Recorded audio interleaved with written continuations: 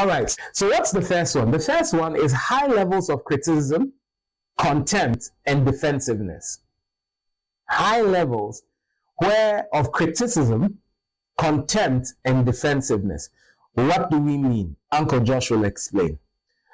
When you have a situation where the person you are dating or planning on getting married to is critical about everything you do, if you find yourself asking the person a lot of the time, so is there anything I do you like? Because you go out for a party together, by the time you are driving back in the car, he's asking you, why were you laughing like that with people? What kind of dress was that you wore? It's like he or she has entered the relationship with a chisel and is trying to chisel you into a certain mold that they want. So it is not you they want, there's a certain perception they want, and they want to force you into the mold. And as you remember, we keep saying that you can't fit a square peg into a round hole.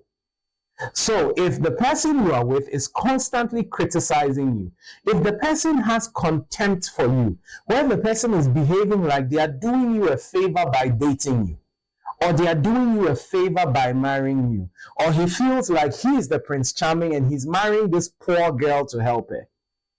I asked one guy, why did you marry this lady? He said, I wanted to help her. I said, you should have opened an NGO. We do not marry people to help them. You marry people who can pour into your life. So where you see there's a lot of criticism, where you see there's a lot of contempt, and where you see there's a lot of defensiveness, the person never wants to admit they are wrong.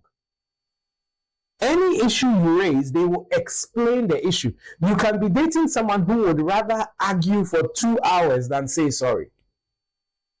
Then you know that you have a situation where this may not be the best marriage to go into. So remember, high levels of criticism, contempt, and defensiveness is a major red flag that maybe this relationship should not extend to a marriage.